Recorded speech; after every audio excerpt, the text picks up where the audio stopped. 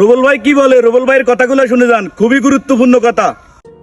আসসালামু আলাইকুম। আমরা যারা জাতীয়তাবাদী ছোট ভাই বড় ভাই মা বোনদের কাছে বাড়িতে ভোট চাইতে যাই, আমাদেরকে সবাইকে একটা জিনিস মাথায় রাখতে হবে, আমাদের চোখের নজর শতভাগ পবিত্র হতে হবে, আমাদের চোখের দৃষ্টি মনের দৃষ্টি এক হতে হবে এবং আমাদের উদ্দেশ্য থাকবে যে শুধুমাত্র দানের শীষের ভোটের জন্য আমরা যাচ্ছি।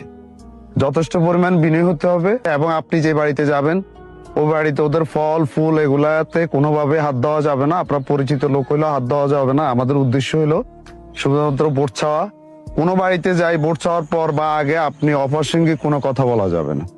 আপনারা সবাই যাবেন, আপনারা যে ভিডিও করেন রিল করেন এগুলা প্রচারে প্রসার আমি এগুলা পছন্দ করি, বাট এটার মূল উদ্দেশ্য থাকতে হবে যে দানের শীষের ভোটের প্রচারণা।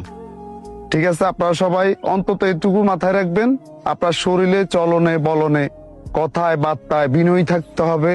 আপনারা যে যাচ্ছেন শৃঙ্খলা থাকতে হবে, আপনাদের বিনয়ী হতে হবে, যথেষ্ট পরিমাণ বিনয়ী হতে হবে। এবং আমরা যে কৌশলে যেভাবে কথা বললে ভোটটা নেওয়া যায় এই প্রসঙ্গ নিয়ে আমরা ওনাদেরকে কথা বলতে হবে।